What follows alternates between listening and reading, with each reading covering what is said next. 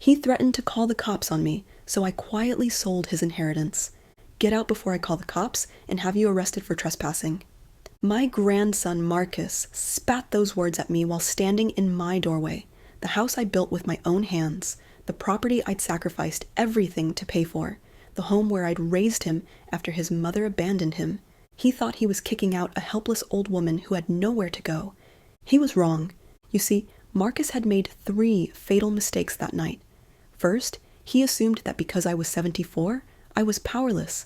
Second, he believed that because I'd been quiet for years, I would stay quiet forever.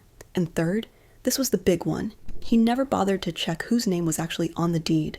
By the time the sun rose the next morning, Marcus had lost everything.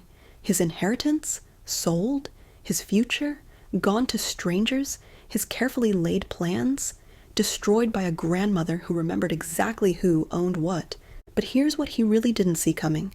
I had been recording everything, every threat, every cruel word, every moment he thought no one was watching. And when he tried to steal my home, I didn't just fight back, I made sure he'd never forget the lesson. This isn't just another family drama. This is the story of what happens when you push the wrong grandmother too far, when you mistake kindness for weakness, when you forget that the woman who raised you might just be smarter than you ever imagined. My name is Eleanor Whitman, and at 74 years old, I'm about to teach my grandson the most expensive lesson of his life. My name is Eleanor Whitman, and I'm 74 years old. What I'm about to tell you isn't a sob story. It's a testament to what happens when you mistake kindness for weakness and silence for surrender. It's about the moment I stopped being the grandmother who accepted everything and became the woman who remembered her worth. Back in 1987, Tom and I scraped together every penny we had to buy 3 acres in Michigan countryside. We were young, broke, and foolishly in love with a dream that seemed impossible. Tom worked double shifts at the auto plant, coming home with hands so calloused they caught on my nightgowns. I took in sewing from anyone who would pay, hemming curtains until my fingers bled, mending tears until my eyes burned from the lamplight. We lived on beans and rice for 3 years to build our house with our own hands, saving every dollar, every dime, every penny that didn't go toward absolute necessities. There were weeks when we'd walk to the grocery store because we couldn't afford gas, counting coins to buy bread and milk, but we had a vision and we held on to it like a lifeline. "This is where we'll grow old together, Ellie," Tom said the day we bought the land, his arm wrapped around my waist as we stood in what would become our front yard. He was right about that house having good bones, stronger than either of us realized, strong enough to weather any storm. What he didn't predict was that the biggest storm would come from inside our own family, decades later, when the boy we love most would grow into a man who saw us as obstacles rather than people. The house became our everything, but more than that, it became our legacy. We raised our children there, celebrated every holiday around the kitchen table Tom built himself, weathered every crisis in the living room where we'd hold each other during the hard times. The walls absorbed our laughter, our tears, our whispered dreams and midnight fears. When our daughter Sarah had Marcus at 18, unmarried, frightened, and completely overwhelmed, we welcomed them both with open arms. That house became Marcus's childhood home, the place where Tom taught him to fish in the creek that ran behind our property, and where I taught him to bake chocolate chip cookies on rainy Saturday afternoons.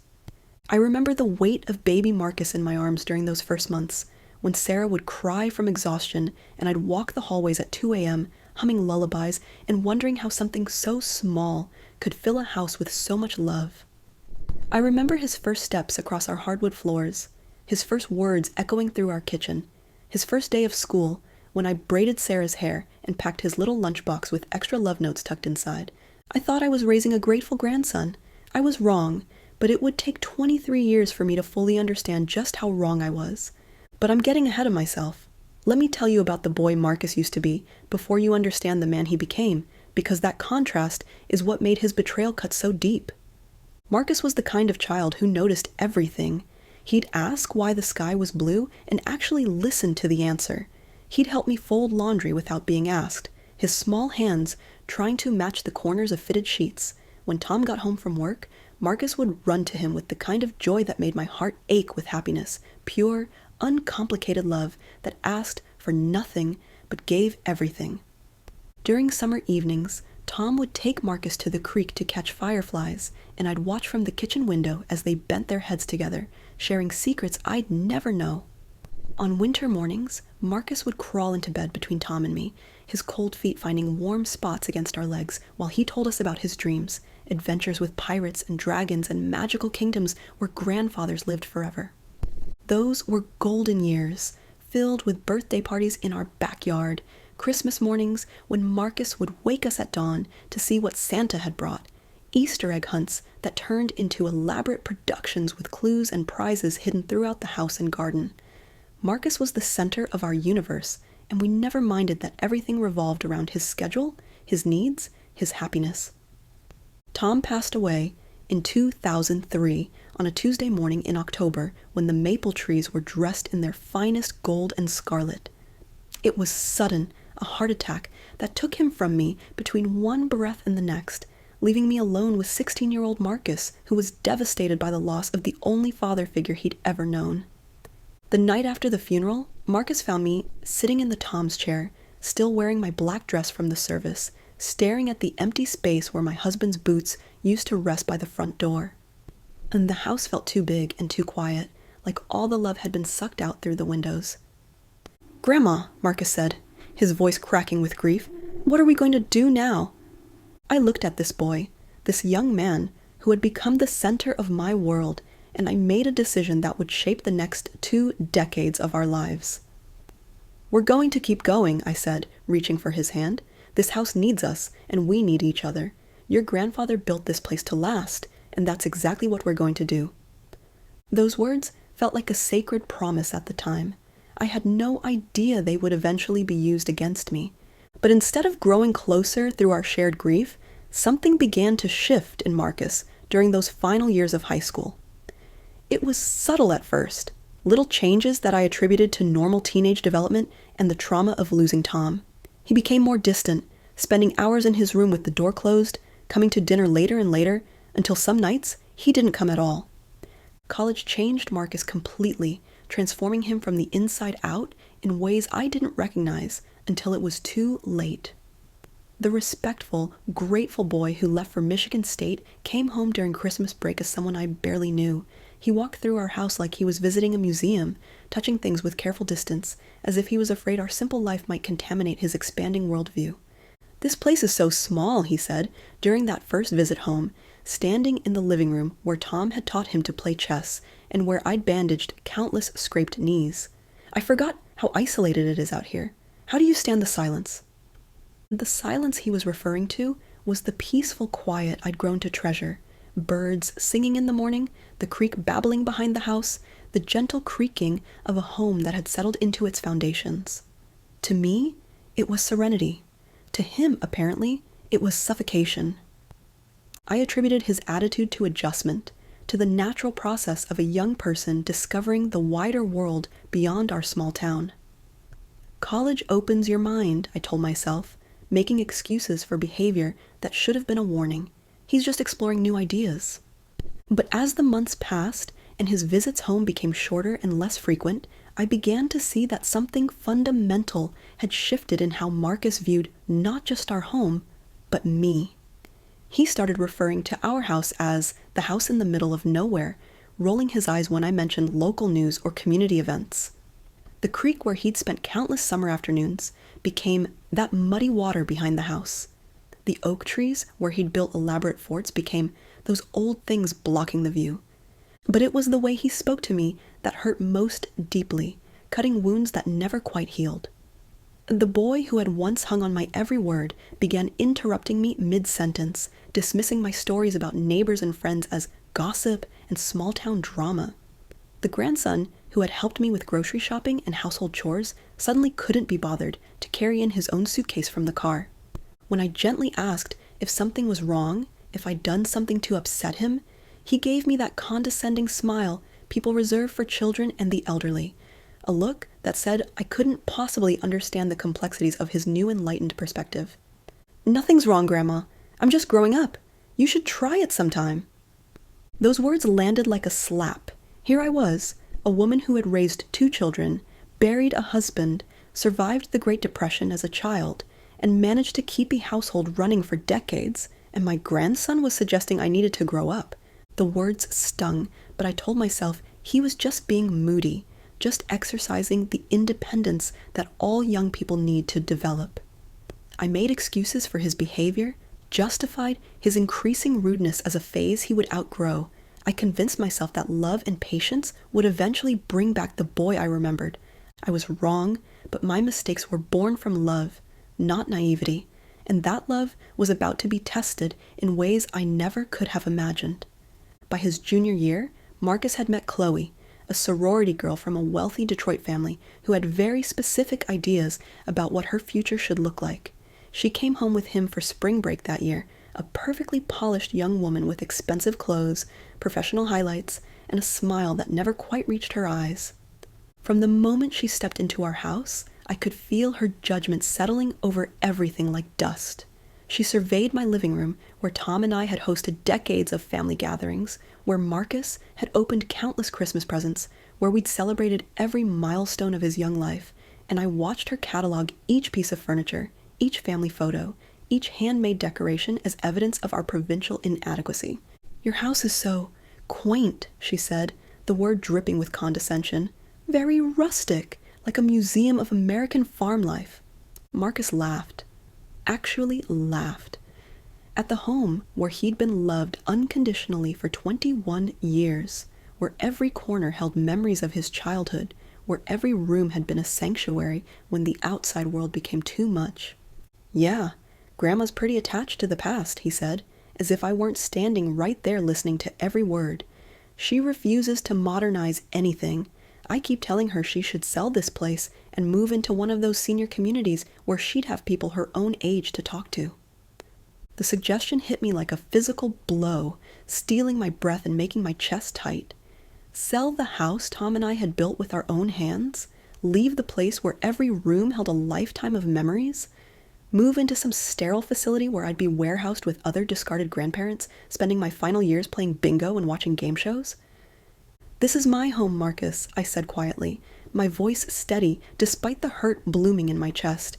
"It's our home. I thought you understood that." He shrugged, already turning his attention back to Chloe, already dismissing me and my feelings as inconsequential obstacles to his vision of the future. "People have to adapt, Grandma. You can't stay stuck in the past forever. The world moves on, even if you don't want to." That night, lying alone in the bedroom where Tom and I had planned our future and dreamed our dreams, I felt something cold settle deep in my chest. Not anger, not yet, but a growing awareness that the boy I'd raised, the grandson I'd devoted my life to, was disappearing before my eyes. And the young man taking his place didn't seem to like me very much at all, but I still had no idea how much deeper his contempt actually ran, or how far he was willing to go to get what he wanted. That spring visit was when I first overheard them discussing my future as if I were a piece of property to be managed rather than a person with feelings and rights. I'd gone to the kitchen for a glass of water late one evening when their voices drifted in from the front porch, where they sat in the rocking chairs Tom had built, planning my life without bothering to include me in the conversation. "I can't believe you lived like this for so long," Chloe was saying, her voice carrying the kind of casual cruelty that comes from never having wanted for anything. "No wonder you're so eager to get out. This place is like a time capsule." "Tell me about it," Marcus replied, and I could hear the shame in his voice. Shame of me, of our home, of the simple life that had given him everything. And Grandma acts like this place is some kind of palace. She's completely delusional about its value. The property might be worth something to a developer, but the house itself is practically falling apart. "Well, at least when she passes, you'll inherit it all, right?" Chloe asked, as casually as if she were discussing the weather. "You could sell everything and use the money for a down payment on something nice in the city, something with actual value." My hand tightened around the water glass as her words sank in. "When she passes." Not if, but when. As if my death was simply an inconvenient delay in their financial planning rather than the end of a life that had been devoted to loving them. "That's the plan," Marcus said, his voice carrying no hesitation, no guilt, no recognition that he was discussing the death of the woman who had raised him. "I mean, I hate waiting around for it to happen, but what else can I do? She's not exactly going to just hand it over while she's alive. She's too attached to this place to think rationally about what's best for everyone. What's best for everyone. The phrase echoed in my mind as I stood there in my own kitchen, holding a glass of water with trembling hands, listening to my grandson and his girlfriend discuss my death like it was a business transaction they were eagerly anticipating. The glass slipped from my fingers and shattered on the kitchen floor, the sound sharp and sudden in the quiet house. And the conversation on the porch stopped abruptly, but I didn't care if they heard. I stood there among the broken pieces, my heart pounding, finally understanding the truth I'd been too blind or too loving to see. My grandson, the boy I'd raised from infancy, the young man I'd sacrificed everything for, was literally waiting for me to die so he could claim his inheritance, and he was discussing it with his girlfriend like it was a stock portfolio rather than my life's work. That night, for the first time in years, I cried myself to sleep, not from sadness alone, but from the devastating clarity of betrayal. The boy I'd loved unconditionally had grown into a man who saw me as nothing more than an obstacle between him and what he considered rightfully his. But Marcus had made one crucial error in his calculations. He assumed that because I was old, I was also powerless. He assumed that because I was quiet, I was also compliant. He assumed that because I loved him, I would never fight back. He was about to learn how wrong he was on all counts. But understanding his true nature and experiencing his full cruelty were two different things entirely. And what came next would test every assumption I'd made about family, love, and the lengths people will go to when they want something badly enough. After college, Marcus moved back home with the kind of entitlement that takes your breath away. This wasn't the grateful young man returning to a safe haven. This was someone claiming temporary residence in what he already considered his property. He made it clear from day one that this arrangement was purely practical, just until I get hired somewhere decent, hopefully somewhere far from here. The emphasis on far from here wasn't lost on me. He spoke about our town, our home, our life together, as if it were a prison sentence he was eager to escape. Every morning, he'd check his phone for job responses, muttering about opportunities in real cities and complaining about the limited options in our area. Chloe visited constantly during that summer, and with each visit, I began to understand that I wasn't just an inconvenience in Marcus's life. I was an active embarrassment. She would arrive in her pristine BMW, wearing clothes that cost more than I spent on groceries in a month, and make pointed observations about the charm of our little farmhouse. Marcus has told me so much about growing up here, she'd say, her tone suggesting that growing up here was roughly equivalent to being raised by wolves in a cave. It must have been so simple, so quiet. I can't imagine how you've managed to entertain yourself all these years. Simple, as if love was simple, as if the years I'd spent ensuring Marcus had everything he needed, food, shelter, guidance, unconditional support, a foundation of security that allowed him to dream beyond our small town, were somehow lesser because they happened in a rural setting rather than a suburban mansion with all the modern conveniences. But it was the conversation I overheard one evening in July that truly opened my eyes to how much Marcus had changed and how little his childhood meant to him now. I'd gone to the kitchen for a glass of water around 10 o'clock, moving quietly through the darkened house when their voices drifted in from the front porch where they sat in the gathering dusk.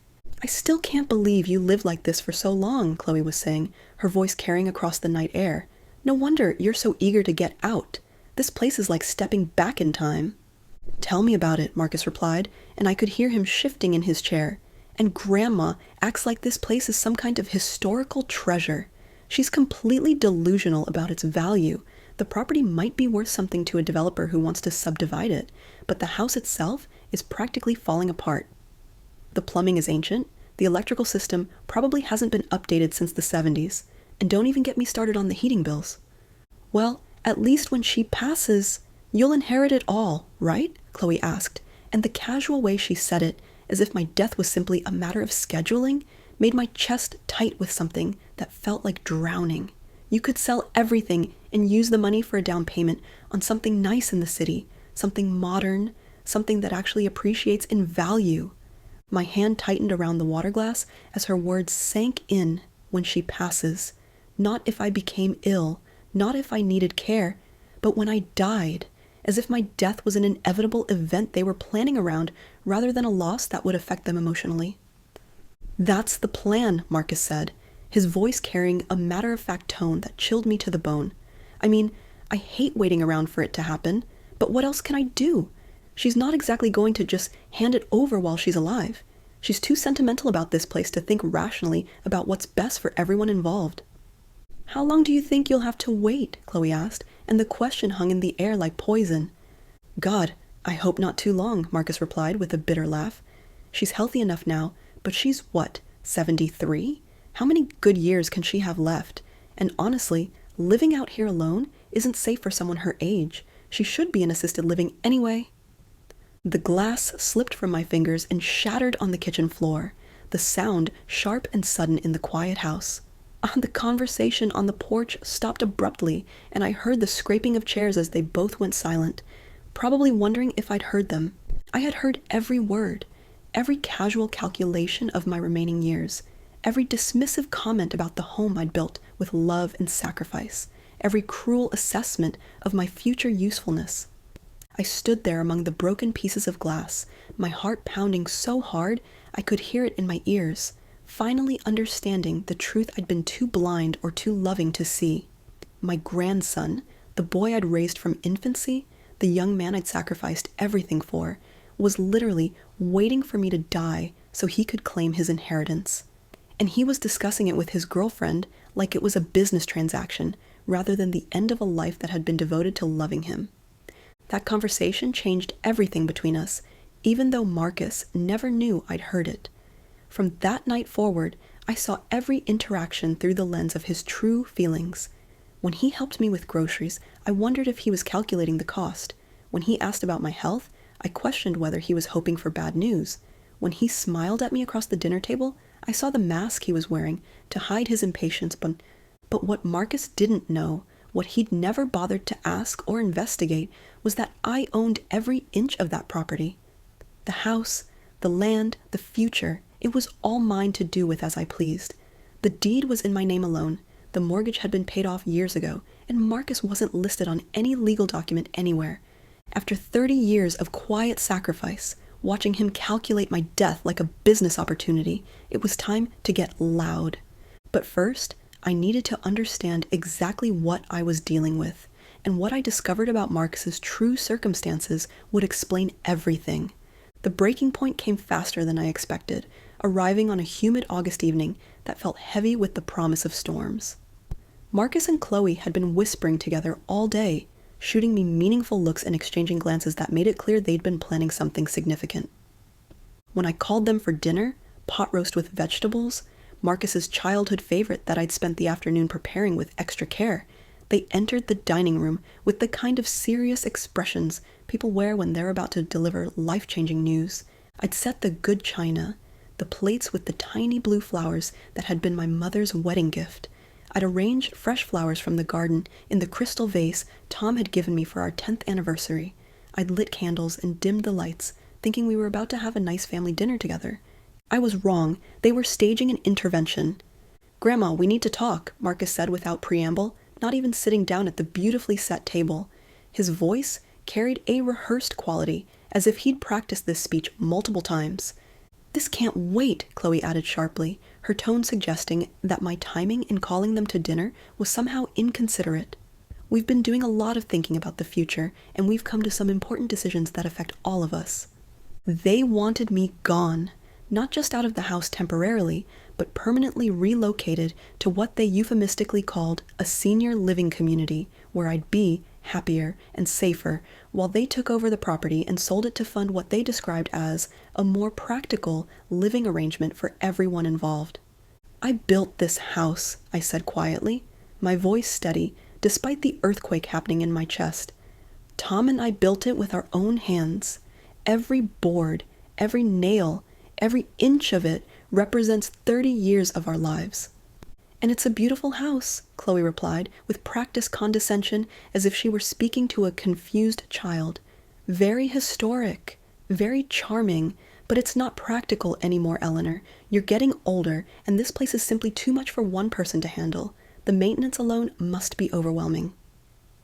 I've been handling it just fine, I replied, but even as I said it, I knew they'd use my words against me. Have you? Marcus challenged, his voice taking on an edge I'd never heard before. The gutters need cleaning, the roof probably needs repair, the garden is getting overgrown. You're not taking care of it the way it needs to be taken care of. The accusation stung because it held a grain of truth. At 73, I couldn't maintain the property the way Tom and I had in our younger years, but that didn't mean I was ready to abandon everything we'd built together. We could hire people to help with the maintenance, I suggested, but I already knew what their response would be. That's expensive, Chloe said quickly, as if she'd anticipated this exact objection. And you can't trust contractors these days. It would be much more cost-effective to sell the property and move you somewhere appropriate for your current life stage. Appropriate. As if the home where I'd lived for 23 years, where I'd raised children and grandchildren, where every room held irreplaceable memories, was somehow inappropriate for the woman who'd built it. But Marcus wasn't finished. His patience, apparently, had finally run out completely. Fine, he exploded, his voice rising to a level that made the candle flames dance. You want the truth? This house is wasted on you. You're too old to appreciate it, too stubborn to admit you can't handle it anymore, and too selfish to think about anyone but yourself. Chloe and I have our whole lives ahead of us, and we're not going to spend them waiting for you to make the obvious decision. The words hit me like physical blows. Too old, too stubborn, too selfish. This was my grandson, the boy I'd held during nightmares, the child I'd taught to ride a bicycle, the young man I'd supported through every challenge and celebrated through every success. Get out, I said quietly, but my voice carried across the dining room like thunder. What? Marcus blinked, as if he hadn't heard correctly. Get out of my house, I repeated, my voice growing stronger with each word. Both of you. Right now. You can't be serious, Chloe laughed, but there was uncertainty in her voice now. Where exactly do you expect us to go? I don't care where you go, I said, standing up from the table where I'd served thousands of meals with love, but you're not staying here another night. You can't kick us out, Marcus shouted, his face flushing red with indignation. This is my home too. I grew up here. I have more right to be here than anyone. No, I said firmly, and for the first time in months, my voice carried the authority of someone who had finally remembered her own power. This is my home. It has always been my home. You've been a guest here, an increasingly unwelcome one, but you've never had any legal claim to this property. The silence that followed was deafening. Marcus stared at me as if I'd grown a second head, while Chloe's mouth opened and closed without producing any sound. Rights aren't inherited through childhood bedrooms, I continued, my voice steady and clear. They're earned through respect, through contribution, through love, and you've shown precious little of any of those things lately. As they stormed upstairs to pack their belongings, slamming doors and muttering curses that carried through the old house's thin walls, I sat back down at the dining room table and looked at the pot roast that had gone cold, the flowers that had been knocked over during Chloe's angry gesturing, the good china that had witnessed yet another family gathering gone wrong. But for the first time in months, I felt something that had been missing: peace. The house was quiet, except for the sounds of angry packing upstairs, and I realized that this was the most relaxed I'd felt since Marcus graduated from college. When they finally came downstairs with their suitcases, Marcus paused at the front door, his face a mask of wounded pride and barely contained fury. "Last chance, Grandma," he said, his voice carrying a threat that made my skin crawl. "You can apologize, and we can forget this whole fight happened. We can work something out that's fair for everyone." "There's nothing to apologize for," I said calmly. "I simply reminded you whose house this is." His face hardened, and for a moment I saw something in his eyes that I'd never seen before, something cold and calculating that had nothing to do with the boy I'd raised. "Don't think this is over," he said, his voice low and menacing. "This house should be mine, and one way or another, it will be." "Is that a threat?" I asked, my voice steady despite the chill running down my spine. "It's a promise," he replied, then slammed the door behind him with enough force to rattle the windows. I watched through the living room window as they loaded their car, Marcus's face a mask of fury, while Chloe gestured wildly, clearly complaining about something I couldn't hear. When they drove away, their taillights disappearing into the gathering dusk, I felt a strange mixture of relief and sadness. The house was mine again, quiet, peaceful, and free of the constant tension that had poisoned the air for months. But I knew Marcus meant what he said. This wasn't over, and I was right to be concerned, because what came next would test every assumption I'd made about the lengths people will go to when they want something badly enough. 3 weeks later, he made good on that threat, but not the way he expected. Marcus wasn't done with me, not by a long shot. If anything, our confrontation had only intensified his determination to get what he believed was rightfully his. The phone calls started immediately, multiple times daily at all hours, questioning my health, my daily activities, my ability to manage even the simplest household tasks. "Hi, Grandma. Just checking in," he'd say, his voice dripping with false concern. "I've been worried about you living all alone in that big house. Are you remembering to take your medications? Are you eating regular meals? Are you getting enough sleep?" The questions felt like interrogations, each one designed to build a case for my incompetence. When I didn't answer the phone immediately, he'd leave increasingly agitated voicemails that painted his concern as evidence of my declining mental state. "Grandma, it's Marcus. You're not answering your phone, and I'm worried about you. What if you've fallen? What if you're having a medical emergency? This is exactly what I'm talking about when I say you shouldn't be living alone. Call me back immediately." The subtext was clear. If I didn't respond to his calls within what he considered a reasonable time frame, it was proof that I was no longer capable of independent living. Then came the unannounced visits, always at inconvenient times, always with Chloe in tow for witness protection. They'd show up at odd hours, early morning, late evening, during my afternoon nap, conducting what they called wellness checks, but what felt more like hostile inspections of my capabilities. They'd walk through the house with clipboards and cameras, pointing out minor maintenance issues like loose doorknobs or squeaky hinges as evidence of my inability to maintain the property. They'd open my refrigerator and criticize my food choices, examine my prescription bottles, and question my medication management, make snide comments about the cleanliness of my housekeeping. "The bathroom upstairs needs recaulking," Chloe would announce, as if she were a home inspector rather than an unwelcome guest conducting surveillance. "The front steps are loose," Marcus would add, his voice carrying the tone of someone documenting evidence for future use.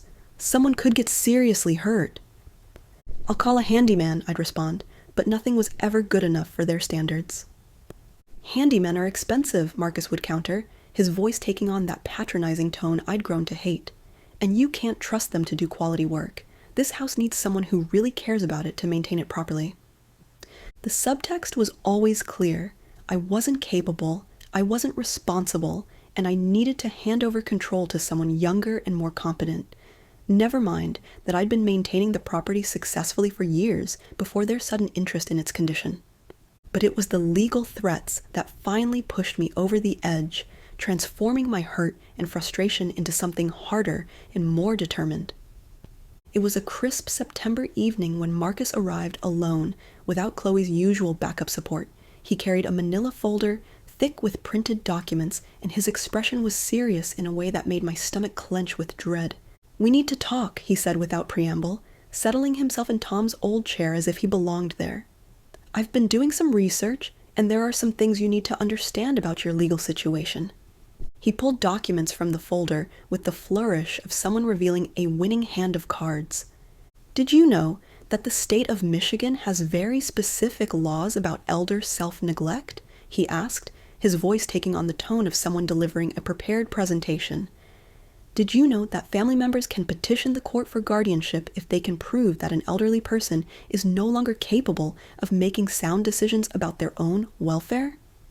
My blood ran cold as I realized what he was threatening. "What are you saying, Marcus?"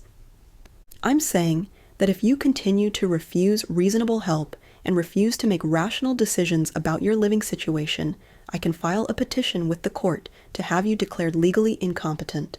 A judge can assign me as your legal guardian, which would give me the authority to make decisions about your housing, your finances, and your medical care." The document he held was a printout from a legal website, highlighted and annotated with notes in his handwriting. He'd done his homework, researched the exact legal mechanisms that could be used to strip away my autonomy. "You're threatening to have me declared mentally incompetent?" I asked, my voice steady despite the fury building in my chest like a volcano preparing to erupt. "I'm trying to prevent a situation where that becomes necessary," he replied, but his tone suggested he was actually hoping it would come to that. "But if you won't make the right choice voluntarily, then yes, I'll pursue legal guardianship. I have documentation of your inability to maintain this property, evidence of your isolation and poor judgment, and witness testimony about your declining mental state." "Witness testimony from whom?" I demanded, though I suspected I already knew the answer. "Chloe has been keeping detailed notes about our visits," he said, patting the folder like it contained treasure. "About the condition of the house, about concerning things you've said, about incidents that suggest cognitive decline and memory problems." "What incidents?" I asked, though I suspected these incidents were fabrications designed to support his case. "Leaving the stove on, forgetting conversations we've had, repeating yourself during discussions, confusion about dates and times, all classic symptoms of early-stage dementia." I stared at him, this young man I'd raised from infancy, who was now threatening to have me declared mentally defective based on fabricated evidence and malicious interpretations of normal human limitations. The cruelty of it took my breath away. "Those are lies," I said quietly, but my voice carried the weight of absolute certainty. "Are they?" he challenged, leaning forward in Tom's chair like a prosecutor cross-examining a witness. "Or are you just not aware of your own limitations? That's one of the hallmarks of dementia, you know. Lack of insight into your own condition." The manipulation was breathtaking in its calculated cruelty. He was using my age against me, exploiting society's prejudices about elderly people to build a case for stealing my autonomy. Anything I said in my own defense could be dismissed as confusion or denial. Any mistake I made, any moment of normal human forgetfulness, any sign of ordinary limitation could be twisted into evidence of incompetence. "What do you want?" I asked, though I already knew the answer would break what was left of my heart. "I want you to voluntarily agree to move to an assisted living facility," he said, his voice taking on the tone of someone making a reasonable business proposal. "I want you to sign a power of attorney, giving me authority to manage your finances and property. And I want you to do it willingly, so we can avoid the unpleasantness of a court proceeding that you're not going to win." "And if I refuse?" His smile was cold, calculating, and completely devoid of the warmth I remembered from his childhood. "Then I file the petition tomorrow morning, and Grandma, let me be absolutely clear about something. I will win. Courts err on the side of caution when it comes to elderly people living alone in isolated areas. All I need to do is demonstrate that you're at risk of harm, and they'll appoint me as your guardian, whether you like it or not."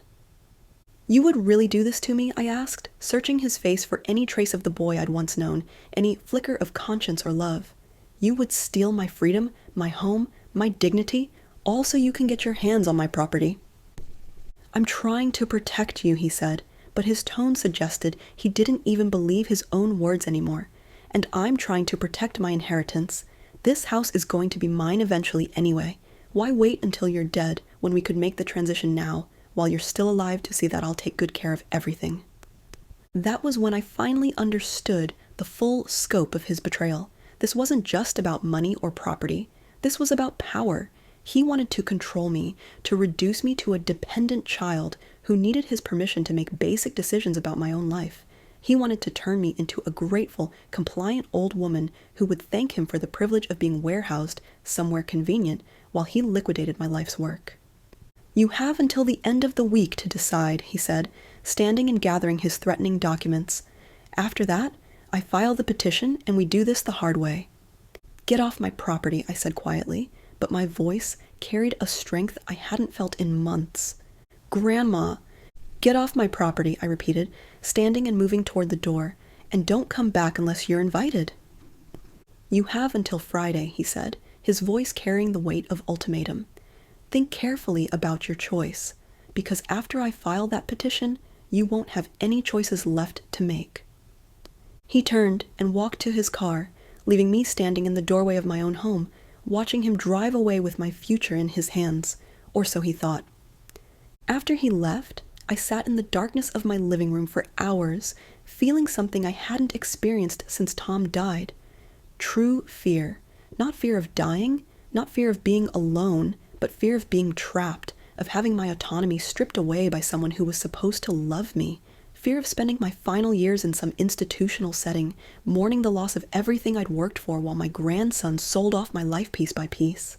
But fear, I'd learned over 7 decades of living, could be a useful emotion when channeled properly. It could sharpen focus, clarify priorities, and motivate action that might otherwise seem impossible. Marcus thought he held all the cards. He thought that because I was old and alone, I was also helpless.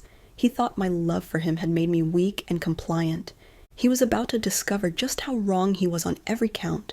That night, I didn't sleep. Instead, I sat at the kitchen table with a cup of tea that grew cold while I made lists.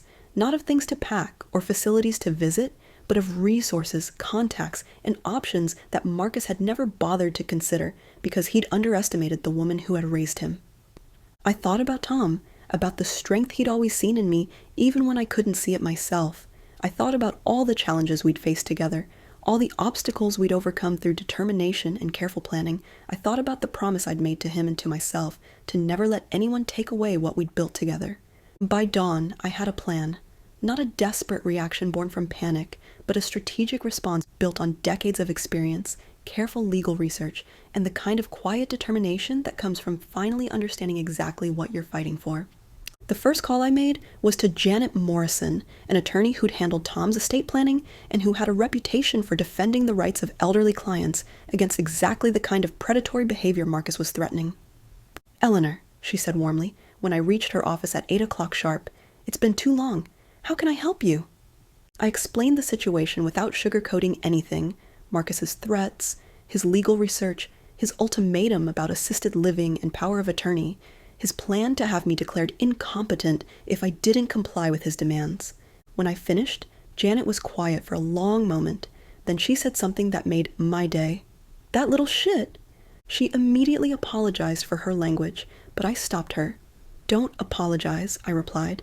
"I've been thinking worse things about him all night." "Eleanor, I want you to listen to me very carefully," Janet said, her tone becoming businesslike and reassuring. "What Marcus is threatening is a textbook case of elder abuse, financial exploitation combined with psychological coercion. He's trying to manipulate you into signing over your assets under duress, and he's using the threat of legal action to create a coercive environment." "But can he actually get a court to declare me incompetent?" I asked, voicing my deepest fear. "It's theoretically possible," Janet admitted, and my heart sank for a moment. Guardianship proceedings are designed to protect vulnerable adults, but they can be abused by family members with ulterior motives. However, Marcus would need to meet a very high burden of proof. He'd need medical evidence of cognitive impairment, documentation of specific incidents that demonstrate inability to care for yourself, and testimony from qualified professionals, not just biased observations from a girlfriend with a financial interest in the outcome. "He says he has witness testimony from Chloe," I said. Janet snorted with disgust. "Biased lay testimony from someone with a clear financial motive? Any competent judge would see right through that manipulation. But Eleanor, the fact that he's even threatening this tells me something important about his situation. He's desperate. People don't resort to legal coercion unless they've run out of other options." "What do you mean?" "I mean, he needs something from you urgently, and he can't wait for the traditional inheritance timeline. Has he mentioned any debts, any financial pressures, any reason why he can't simply wait for his inheritance the way most people do?" I thought about that question, remembering Marcus and Chloe's expensive lifestyle, their constant dining out and vacation photos, the BMW that seemed beyond the reach of someone with his spotty employment history. "I think he might be in serious financial trouble," I said slowly, pieces of a puzzle beginning to fall into place. "That would explain the urgency and the desperation," Janet agreed, "and it also gives us leverage, because desperate people make mistakes. Eleanor, I want you to do several things for me. First, I want you to get a complete physical and cognitive assessment from your doctor. Full blood panel, neurological evaluation, mental status exam, everything.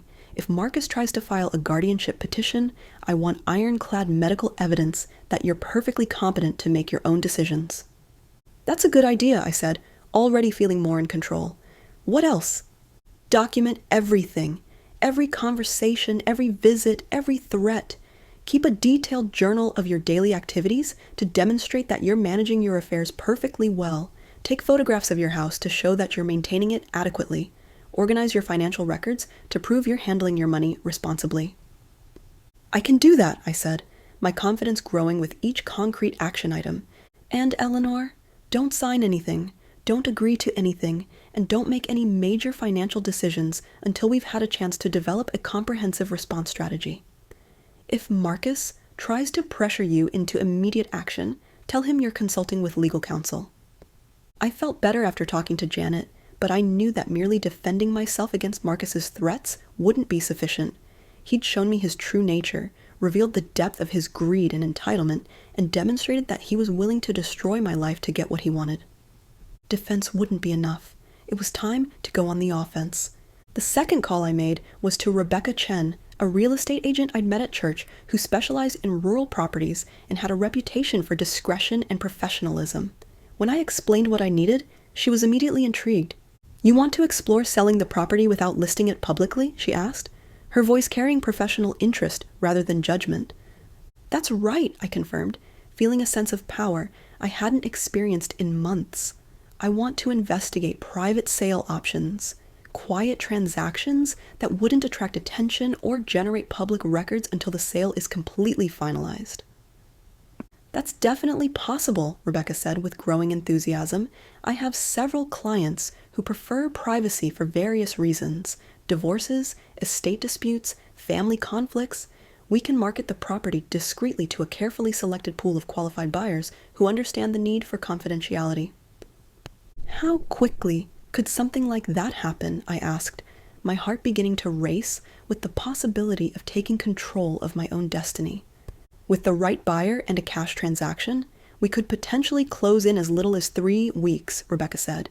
"Rural properties like yours are in extremely high demand right now. City people looking for privacy and space, developers interested in subdivision opportunities, investors seeking land assets. You might be surprised by how much interest we could generate." "And the current owner doesn't have to inform family members about the sale?" I asked, wanting to be absolutely certain about this crucial point. "Not unless they're listed on the deed or have some legal interest in the property," Rebecca confirmed. "If you're the sole owner, which I assume you are, you can sell to anyone you choose without notifying anyone else. It's your property, your decision." Perfect.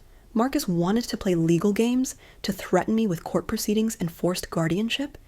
I was about to change the rules of engagement entirely.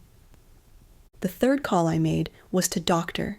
Patricia Williams, my longtime physician, to schedule the comprehensive evaluation Janet had recommended. I explained that I needed thorough documentation of my physical and mental health for legal purposes. "Is everything all right, Eleanor?" Dr. Williams asked, genuine concern evident in her voice. "Family issues," I said simply, not wanting to go into details over the phone. "Nothing I can't handle, but I want to make sure I have all my medical bases covered." Over the next several days, I meticulously documented every aspect of my daily life with the thoroughness of someone building a legal case, which, in a sense, I was. I kept a detailed journal of my activities, my conversations, my decision-making processes, proving to myself and anyone who might question it that my mental faculties were sharp and my judgment sound. I photographed every room of my house, inside and out, to demonstrate that I was maintaining it adequately despite Marcus's claims to the contrary. I organized my financial records to show that I was managing my affairs responsibly, paying bills on time, making sound investment decisions. Most importantly, I began to research Marcus's life in ways I'd never thought to do before. Social media posts, public records, credit reports, everything I could legally access to understand his financial situation and motivations. What I found was both enlightening and heartbreaking. Marcus and Chloe were living far beyond their means, funding an expensive lifestyle with credit cards and personal loans that were rapidly approaching their limits. Marcus's employment history was spotty at best, a series of short-term positions that had ended badly, leaving him with poor references and mounting debt.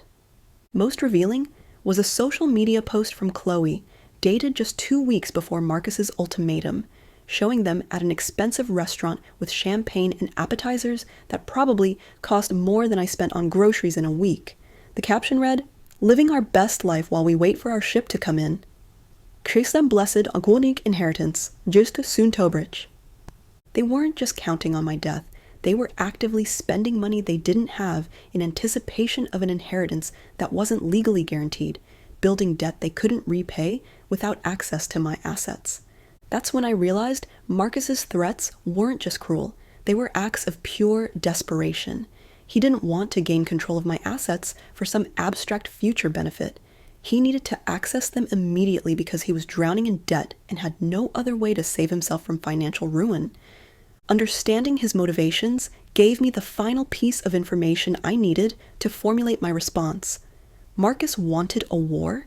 I was about to give him one he'd never forget, fought on terms he'd never anticipated, and the most beautiful part of my plan was that he would never see it coming until it was far too late to stop.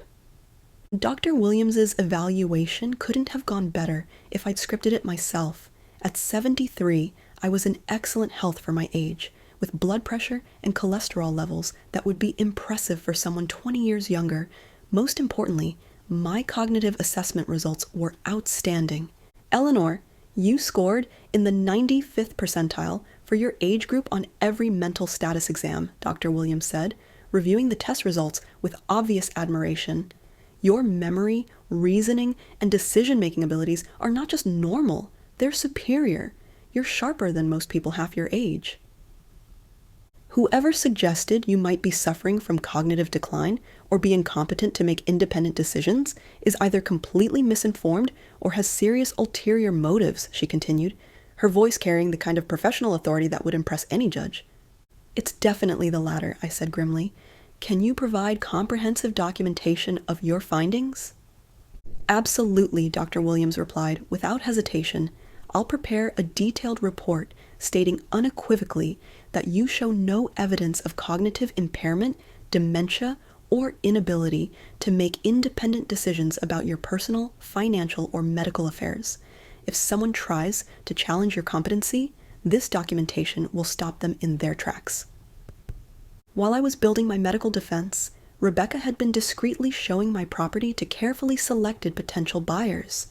The response was overwhelming, far beyond what either of us had anticipated. Eleanor, I've never seen interest like this, Rebecca told me during our meeting the following week. Word has gotten out through private channels that your property might be available, and I have 3 separate parties who've submitted serious offers, all of them above your asking price. The first offer came from a development company that wanted to subdivide the land for luxury homes. They were offering $475,000 for a fast private sale with minimal contingencies, more money than I'd ever dreamed the property was worth. The second offer was from a conservation group that wanted to maintain the land as protected open space and turn the house into an environmental education center. They were offering $400,000 and guaranteed that the property would never be developed or commercialized. The third offer touched my heart in a way that made my decision easy. David and Maria Santos, a young family from Grand Rapids, wanted to restore the house and raise their children in the countryside, just as Tom and I had done decades earlier. They were offering $425,000, and when Rebecca arranged for me to meet them, I saw something in their eyes that reminded me of Tom and myself 40 years ago, dreams, determination, and the kind of love that builds homes rather than just buying houses. We'll take such good care of it, Maria assured me when we walked through the property together, her hand resting on her pregnant belly as she envisioned her children playing in the same rooms where Marcus had grown up. Our kids will grow up in these bedrooms, play in that creek, climb those oak trees. It will be a home again, not just a house. That's all I've ever wanted, I said, tears threatening for the first time in weeks, for it to be loved the way it deserves to be loved. I chose the Santos family, not because their offer was the highest, but because they represented everything Marcus had forgotten about what makes a house into a home. They would love the property the way Tom and I had loved it, the way Marcus should have loved it. "We can close in 2 weeks," Rebecca said when I signed the purchase agreement. "The buyers are pre-approved for financing, but they're also prepared to pay cash if necessary to expedite the timeline and maintain privacy." 2 weeks is perfect, I said, feeling a sense of control and purpose I hadn't experienced since Tom died. "And Rebecca? This transaction needs to remain completely confidential until closing. No public notifications, no announcements, no information shared with anyone who doesn't absolutely need to know." "Understood completely," Rebecca replied. "We'll handle everything with total discretion." Meanwhile, Marcus continued his psychological warfare campaign, apparently convinced that his threats were slowly wearing down my resistance. He called daily, each conversation following the same predictable pattern: fake concern about my well-being, pointed questions about my decision-making abilities, and veiled threats about the consequences of continued stubbornness. "Have you thought about what we discussed?" he asked during one particularly manipulative call, his voice carrying the tone of someone who believed he held all the power. "I've thought about it extensively," I replied honestly, though not in the way he imagined. And I've made my decision," I said, enjoying the double meaning of my words. I could hear the anticipation in his voice, the expectation that I was about to surrender. "Which is—" "You'll find out soon enough," I said calmly, then hung up the phone. Let him interpret that however he wanted.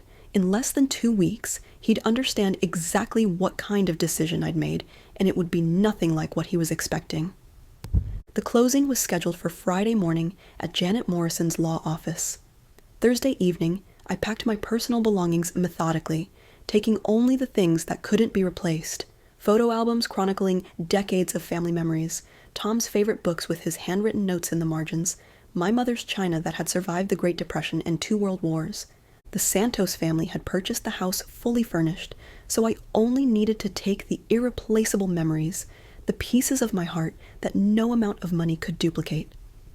That night, I sat in Tom's chair one last time, looking around the living room where we'd celebrated Christmas mornings and birthday parties, where we'd argued about politics and dreamed about the future, where we'd held each other during the hardest times and danced during the best ones. I wasn't sad, I was proud that I'd found the strength to protect what we'd built together, proud that I'd chosen love over manipulation, proud that our home would continue to shelter dreams and nurture a family that would appreciate its value. Friday dawned clear and bright, with the kind of crisp autumn air that makes you grateful to be alive. I dressed carefully in my best navy blue suit, the one with pearl buttons that I'd worn to Tom's funeral and hadn't touched since. If this was going to be a momentous day, I wanted to look the part. The closing took less than an hour, papers were signed with steady hands, funds were transferred electronically, keys were exchanged with promises of love and care. Just like that, the house that had been my life's greatest achievement became someone else's new beginning. "Congratulations," Janet said when the last document was notarized and filed. "You're officially a free woman." "Not quite yet," I replied, checking my watch. "There's one more thing I need to do." I drove back to the house, the Santos family's house now, for the final time. David and Maria were already there with their children, exploring the rooms where I'd spent 23 years of my life. The children were running through the halls, their laughter echoing off the walls in a way that sounded like music, like hope, like the future taking root in the soil of the past. This was right. This was how it should be. This was what Tom and I had always intended, for our home to shelter love, to protect dreams, to nurture the kind of family that understood what really mattered. As I prepared to leave for the final time, my phone rang. Marcus. Perfect timing. "Grandma, where are you? I've been trying to reach you all morning." "I've been busy," I said, walking toward my car while the Santos children played in the yard where Marcus had once built snow forts and caught fireflies. "Busy with what? And why haven't you given me an answer about the assisted living discussion? You're running out of time." "Actually," I said, savoring this moment I'd been anticipating for 2 weeks, "time just ran out." "What do you mean?" I took a deep breath, looked one last time at the house where Tom and I had built our dreams, and delivered the news that would change everything. "I mean, I sold the house, Marcus. This morning. It's done." Complete silence, the kind of silence that stretches so long You wonder if the call has dropped, if the world has stopped spinning, if reality has somehow shifted on its axis. You what? He finally whispered, his voice so small I had to strain to hear it. I sold the house, I repeated clearly, making sure every word registered with perfect clarity, to a lovely young family who will appreciate it the way it deserves to be appreciated. The closing was this morning, and the new owners are moving in today. That's impossible, he exploded, his voice rising to a level that probably startled everyone within earshot. You can't sell a house in 2 weeks. There are procedures, inspections, legal requirements, all of which have been completed, I interrupted calmly. It's amazing how quickly things can move when everyone involved is motivated, qualified, and dealing in good faith. But you can't do this, he sputtered, his voice cracking with panic and disbelief. That house is my inheritance. You have no right to sell it without consulting the family. I have every right, I replied, with absolute certainty. It was my house, Marcus, my name on the deed, my decision to make, just like it will be my decision where to live now that I'm free to choose. This is illegal, he shouted, desperation making his voice shrill. I'll sue you. I'll challenge the sale. You'll do nothing, I said firmly, my voice carrying the authority of someone who had finally remembered her own power. Because there's nothing you can do. The sale is legal, final, and irrevocable. And Marcus, if you try to file any fraudulent legal challenges, I'll have you arrested for harassment and elder abuse. Elder abuse? He laughed bitterly, but I could hear the hysteria creeping into his voice. You just stole my inheritance, and you're accusing me of elder abuse? I didn't steal anything, I replied calmly. I simply disposed of my own property as I saw fit. But you threatened to have me declared incompetent so you could steal my autonomy and my assets. That's the definition of elder abuse, and I have documentation of every threat you made. Another long silence, this one heavy with the weight of consequences he was only beginning to understand. Where are you going to live now, Grandma? He asked, his voice deadly quiet in a way that sent chills down my spine. What's your plan? You just sold the only home you've ever known for what? Spite? Not spite, I said, getting into my car and starting the engine. Freedom. And as for where I'm going to live, that's really none of your business anymore, is it? You'll regret this, he said, his voice carrying a mixture of threat and desperation. You'll be sorry you chose strangers over your own family. I chose people who would love my home over someone who saw it as a commodity, I replied steadily. I chose dignity over manipulation. I chose peace over conflict. I don't regret anything, Marcus, but I suspect you will. I hung up and turned off my phone, knowing that whatever rage or threats or manipulation he wanted to unleash, I didn't need to hear it. I'd said everything I needed to say, and now it was time to move forward into whatever came next. As I drove away from Maple Ridge Drive for the last time, I caught a glimpse of the Santos children in my rearview mirror, playing in the yard where Marcus had once played, building new memories in the space where old ones had flourished and died, the circle of life continuing, new dreams taking root in the soil where previous dreams had been betrayed. It was perfect. It was exactly what Tom would have wanted, and for the first time in years, I felt truly free. But Marcus's story wasn't over, and neither was mine. The real reckoning was just beginning.